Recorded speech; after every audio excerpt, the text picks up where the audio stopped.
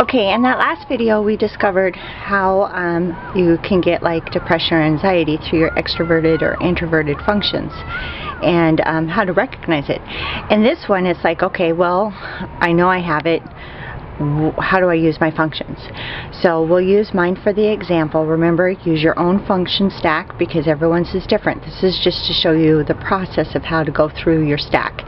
Okay, so I would look for my first one and my last one. My introverted intuition will have a tendency to panic or get anxiety.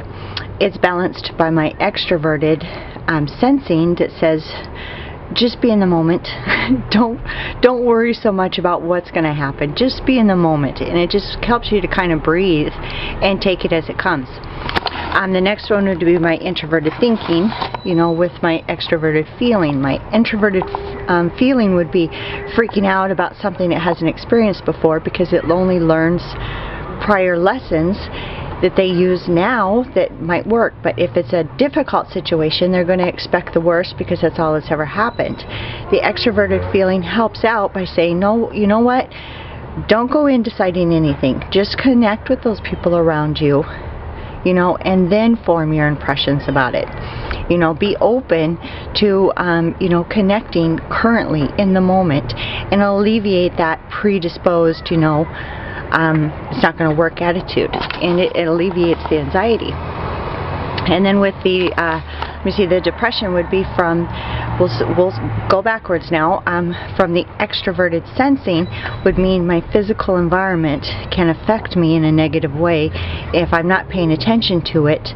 What I'm physically doing in my environment or what's physically going on around me, I'll have a tendency not to pay attention to till it's too late. And that's where it's helped by my introverted intuition that is programmed to take in information and then come up with the best solution, my filing cabinet, and use that, currently in the moment while it's physically happening, so I can look back on it and, use it as a learning curve, something actually to be grateful for, not depressed about, because what you learn from that bad experience, that bad physical environment, can really aid you in the future because you know what not to do or how to look at it differently. And then the other one would be the extroverted feeling can be prone to depression, and that means my connection with other people.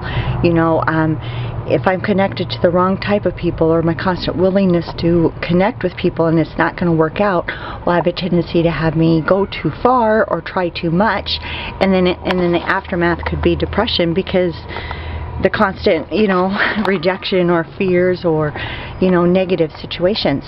And that's where it's aided by the introverted thinking of mine that says, let's learn, the techniques that we've used before to be mindful and aware that you're only going to go in that bad environment or, in those negative situations only to a certain extent and then back out. So you don't have to deal with, the aftermath of, why can't I connect with these people? Why is this always happening? It's a preventative tool.